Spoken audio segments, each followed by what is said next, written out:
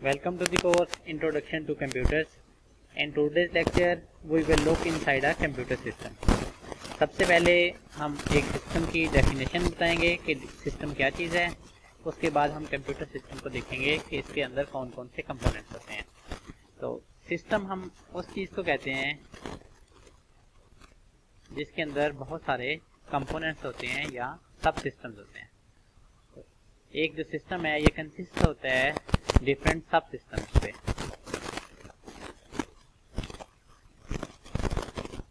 इन सब सिस्टम्स को हम कंपोनेंट्स भी कह सकते हैं।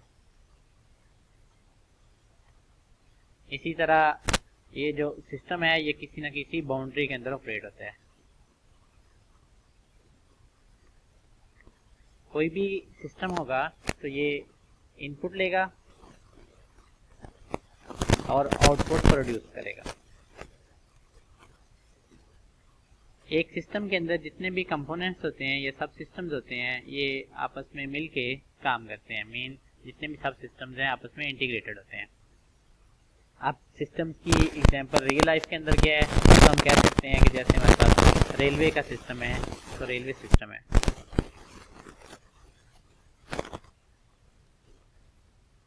ट्रांसपोर्ट सिस्टम है, हेल्थ सिस्टम है, एजुकेशन सिस्टम है। आप देख सकते हैं कि हर एक के अंदर डिफरेंट जो कंपोनेंट्स होते हैं या मॉड्यूल्स होते हैं ये सारे आपस में मिलके काम करते हैं, इनपुट लेते हैं और आउटपुट प्रोड्यूस करते हैं। फॉर एग्जांपल जो रेलवे सिस्टम है ये पैसेंजर को एक लोकेशन से दूसरी लोकेशन के ऊपर लेके जाता है। अब इसके अंदर डिफरेंट ट्रेन्स हैं, ड्राइवर्स हैं, फिर डिफरेंट मैनेजमेंट के लोग हैं, ये सारे मिल के आपस में काम करते हैं। इसी तरह हेल्थ सिस्टम देख रहे हैं कि हॉस्पिटल के अंदर डिफरेंट तरह का इक्विपमेंट्स है, डॉक्टर्स हैं, उसके बाद पैरामेडिक स्टाफ है। ये सारे जो हैं ये पेशेंट एज ए इनपुट आता है और जो पेशेंट है ये बिल्कुल ठीक होके हमारी आउटपुट बन जाता है। एजुकेशन सिस्टम के अंदर आप देख सकते हैं कि डिफरेंट स्कूल हैं, कॉलेजेस हैं, टीचर्स हैं, इसी तरह मैनेजमेंट स्टाफ है, ये सारे मिलके काम करते हैं। इनपुट स्टूडेंट आता है और वो नेक्स्ट हायर लेवल तक एजुकेशन हासिल करता है। तो ये हमारे पास इन जनरल जो सिस्टम की डेफिनेशन है कि एक सिस्टम क्या चीज़ है। आप कंप्यूटर क्योंकि एक सिस्टम है तो इस सिस्टम के अंदर भी डिफरेंट जो है वो कंपोनेंट्स होंगे। अब हम देखते हैं कि एक कंप्यूटर सिस्टम के अंदर कौन कौन से कंपोनेंट्स हो सकते हैं या पार्ट्स हो सकते हैं। अब हम कहते हैं एक कंप्यूटर सिस्टम के जो 4 पार्ट्स हैं, फर्स्ट हम कहते हैं कि ये हार्डवेयर है, सेकंड सॉफ्टवेयर है, थर्ड डाटा है and fourth one is a user.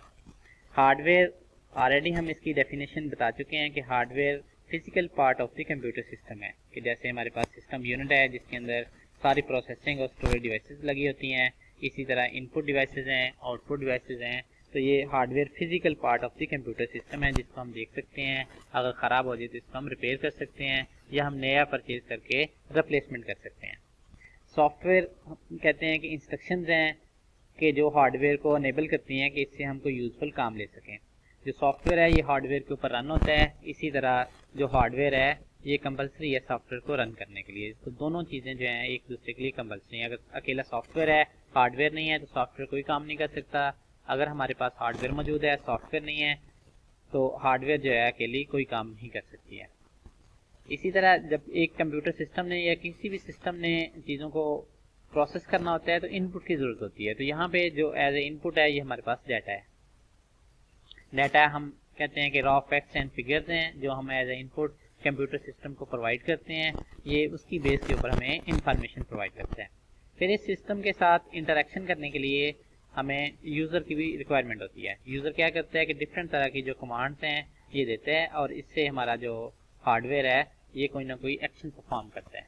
तो बेसिकली हार्डवेयर के ऊपर सॉफ्टवेयर रन हो रहा होता है, यूज़र जो ही कोई कमांड लेते हैं वो कमांड ट्रांसलेशन होती है और हार्डवेयर अकॉर्डिंगली वो एक्शन परफॉर्म करती है। लेकिन ये एक्शन सारे के सारे डाटा के ऊपर होने होते हैं। तो बेसिकली कंप्यूटर सिस्टम के अंदर हार्डवेयर फिजिकल पार्ट है और इसके साथ साथ हमारे पास डाटा और इंस्ट्रक्शंस हैं। इंस्ट्रक्शंस ने डाटे के ऊपर ऑपरेट होना होता है, लेकिन ये सारा के सारा प्रोसेस किसने परफॉर्म करना होता है, हार्डवेयर ने परफॉर्म करना होता है। अब क्या एक्शन परफॉर्म करने हैं ये कौन बताता है, तो ये यूज़र बताता है। यूज़र जो भी कमांड्स देता है ये ट्रांसलेट होती हैं इनटू द इंस्ट्रक्शंस। ये इंस्ट्रक्शन जो है ये डाटा के ऊपर ऑपरेट होती हैं और जो हार्डवेयर है इस पूरे प्रोसेस को परफॉर्म करता है। तो एक कंप्यूटर सिस्टम के अंदर जो है फोर पार्ट्स होते हैं, हार्डवेयर, सॉफ्टवेयर, डाटा और यूजर। हार्डवेयर हम कहते हैं कि मैकेनिकल डिवाइसेस हैं कि जो हमें नज़र आती हैं, जिसके थ्रू हम कोई काम कर सकते हैं, इस चीज़ को हम हार्डवेयर का नाम देते हैं। और इस चीज़ को हम टच भी कर सकते हैं और इसको हम देख भी सकते हैं, रिपेयर भी कर सकते हैं। सॉफ्टवेयर हम कहते हैं ये इंस्ट्रक्शंस हैं, ये बताती हैं कि हमें क्या काम करना है, tell the computer what to do, क्या एक्शन परफॉर्म करना है। इसका सॉफ्टवेयर का जो दूसरा नाम है ये प्रोग्राम भी नाम है। अब हमारे पास जो सॉफ्टवेयर हैं, ये डिफरेंट तरह के सॉफ्टवेयर अवेलेबल हैं, जैसे कि हम कह सकते हैं कि ऑपरेटिंग सिस्टम्स हैं जिनके अंदर विंडोज़ है, लिनक्स है, यूनिक्स है। इसी तरह एप्लीकेशन सॉफ्टवेयर डिफरेंट अवेलेबल हैं, जैसे मोबाइल के लिए व्हाट्सएप है, फेसबुक की ऐप होती है। तो डिफरेंट जो हमारे पास सॉफ्टवेयर की टाइप्स हैं ये हमें अवेलेबल है। तो ये बहुत सारे सॉफ्टवेयर मार्केट के अंदर हमें अवेलेबल है। कुछ ऐसे सॉफ्टवेयर हैं जो फ्री हैं और कुछ ऐसे सॉफ्टवेयर होते हैं जो हमें परचेज करने होते हैं। जो इसका थर्ड पार्ट था दैट वाज द डाटा। तो डाटा हम कहते हैं पीस ऑफ इंफॉर्मेशन है। इन पीसेज ऑफ इंफॉर्मेशन को प्रोसेस करके हम इससे ये जो पीसेज ऑफ डाटा हैं इसको प्रोसेस करेंगे और इससे हम इंफॉर्मेशन जो है इसको आउटपुट के तौर पे गेन कर सकते हैं। इसके बाद जो फोर्थ एलिमेंट है या फोर्थ पार्ट है इसको हम कहते हैं यूजर्स हैं। यूजर वो होते हैं जो कंप्यूटर के ऊपर कोई ना कोई एक्शन परफॉर्म करते हैं। अब हम कहते हैं जब तक हमारे पास यूजर नहीं होगा तो कोई भी एक्शन नहीं होगा। अगर चाहे हमारे पास हार्डवेयर भी है, इसके ऊपर रन होने के लिए सॉफ्टवेयर भी है और इसी तरह हमारे पास डाटा भी है, लेकिन जब तक यूजर कोई एक्शन नहीं बताता तब तक हमारे पास कोई भी प्रोसेस नहीं होता। तो जो एक्शन बताने हैं कि क्या काम करना है ये यूजर ने इंटरेक्ट करना है। लेकिन ऐसे भी कंप्यूटर अवेलेबल हैं जिनके अंदर यूजर की कोई इंटरेक्शन रिक्वायरमेंट नहीं होती, उनको हम कहते हैं ऑटोमेटेड सिस्टम हमारे पास हैं। ऑटोमेटेड सिस्टम जो है वो सिर्फ एक स्पेसिफिक या डेडिकेटेड टास्क परफॉर्म कर सकते हैं। जो जनरल पर्पस कंप्यूटर होते हैं इनके अंदर यूजर की इंटरेक्शन की हमें जरूरत होती है। जो स्पेसिफिक काम करने के लिए कंप्यूटर्स हैं या डेडिकेटेड कंप्यूटर्स हैं जो सिर्फ एक एक्शन परफॉर्म करते हैं, उस केस के अंदर यूजर की इंटरेक्शन की हमें जरूरत नहीं होती। इसके अंदर जो मोस्ट इंपॉर्टेंट चीज़ है या मोस्ट इंपॉर्टेंट क्वेश्चन है जो इस चैप्टर के अंदर है, इसको हम कहते हैं इंफॉर्मेशन प्रोसेसिंग साइकिल। कि इंफॉर्मेशन को कैसे प्रोसेस करते हैं। कि फॉर एग्जांपल अगर हमारे पास जो है वो 2 + 3 अगर हमने परफॉर्म करना है, इसके ऊपर हमने एक्शन परफॉर्म करना है कि 2 और 3 को हमने ऐड करना है, इस केस के अंदर ये वाला जो पूरा प्रोसेस है ये कैसे होगा, इससे हमें जो इन्फॉर्मेशन है या रिजल्ट आउटपुट पे तौर पे 5 है ये कैसे मिलेगा। तो यूज़र जो है वो इनपुट करेगा, 2 और 3 को जो है वो एज ए डाटा इनपुट करेगा। अब ये इनपुट कैसे होगी, ये हमारे पास कीबोर्ड के थ्रू हम इसको इनपुट करेंगे, या अगर हमारे पास जो सॉफ्ट कीबोर्ड है तो इस केस के अंदर हम माउस की जो कमांड्स हैं इनके थ्रू ये इनपुट कर सकते हैं। फिर ये जो 2 + 3 ये हमारे पास 2 और 3 हमारे पास डाटा है और प्लस हमारे पास इंस्ट्रक्शंस हैं। ये वाली जब कंप्यूटर सिस्टम के अंदर हमारे पास जाएगी तो इसको प्रोसेस करना है कि 2 और 3 जो दो नंबर्स हैं इनको ऐड करके 5 जो है इसको एज ए आउटपुट प्रोड्यूस करना है। तो ये जितना काम करेगी इसको हम कहते हैं ये प्रोसेसिंग करना होता है।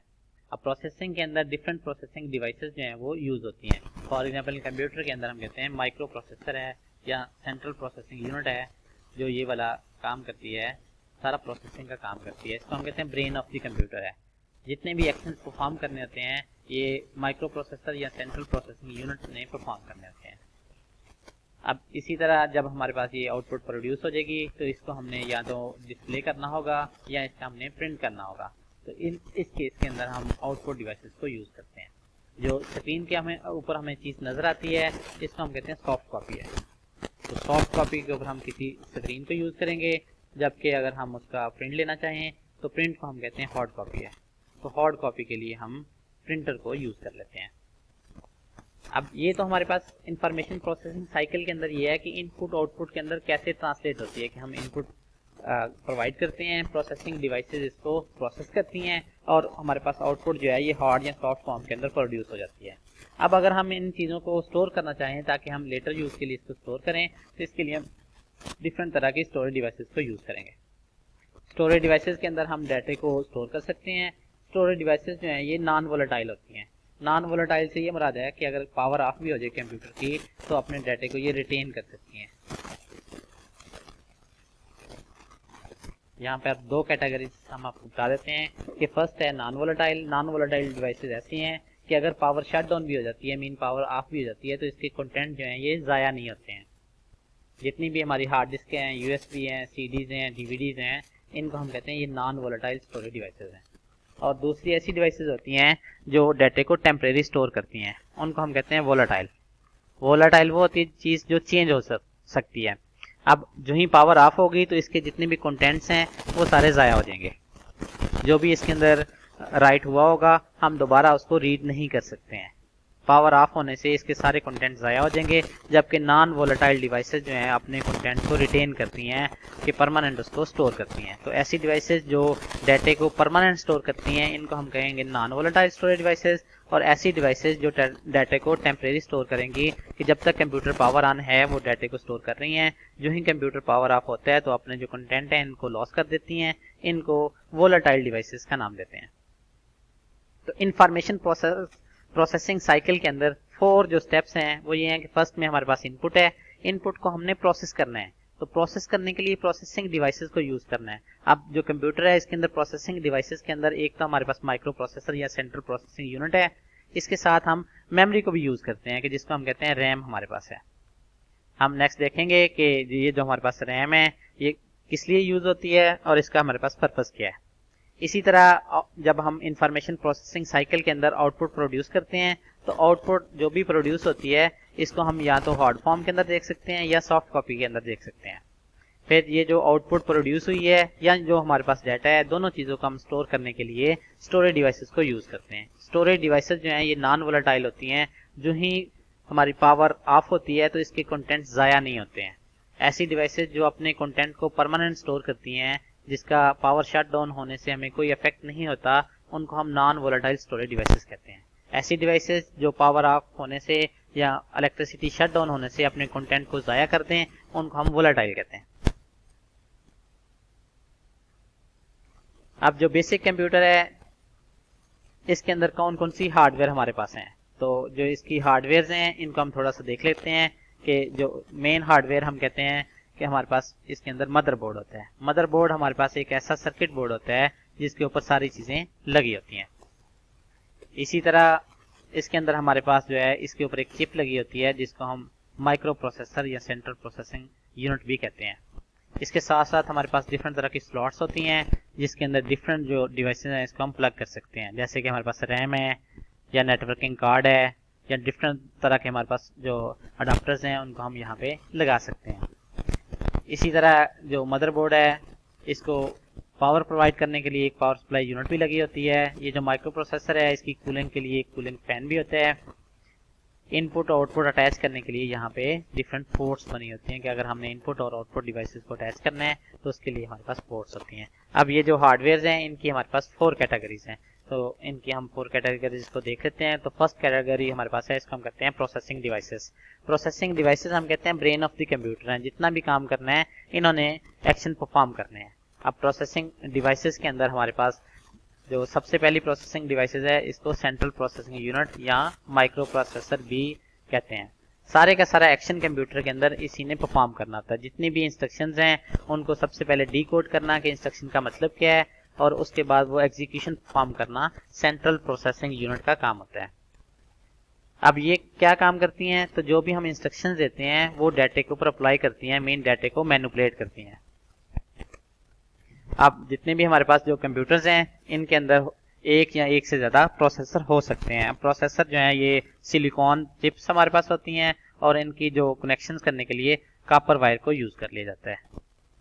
अब प्रोसेसिंग डिवाइसेस के अंदर जो मेन या मेजर डिवाइस है ये हमारे पास सेंट्रल प्रोसेसिंग यूनिट है। ये ब्रेन ऑफ द कंप्यूटर है, मेन सारे काम इसी ने परफॉर्म करने हैं। कंप्यूटर के अंदर किसी भी काम को करने को हम कहते हैं एग्जीक्यूट करना। कोई भी एक्शन अगर हमने परफॉर्म करना हो तो हम कह रहे हैं इसको हम एग्जीक्यूट कर रहे हैं। जो भी इंस्ट्रक्शन आती है हमारे पास सबसे पहले इंस्ट्रक्शन को हम डी कोड करते हैं, समझते हैं कि ये इंस्ट्रक्शन का क्या मतलब है। तो जो भी इंस्ट्रक्शन आती है फर्स्ट पे उसको डी कोड किया जाता है, देन फिर उसको एग्जीक्यूट किया जाता है। एग्जीक्यूट करने के बाद जो भी रिजल्ट्स आते हैं इन रिजल्ट्स को या तो हम डिस्प्ले कर देते हैं या हम इनको लेटर यूज के लिए सेव कर सकते हैं। इसी तरह अगर हमारे कंप्यूटर के अंदर एक से ज़्यादा प्रोसेसर लगा होगा तो जो सेकंड प्रोसेसर है उसको हम सेकेंडरी प्रोसेसर का नाम देते हैं। जो मेन प्रोसेसर की हेल्प करता है उसको हम सेकेंडरी प्रोसेसर भी कहते हैं।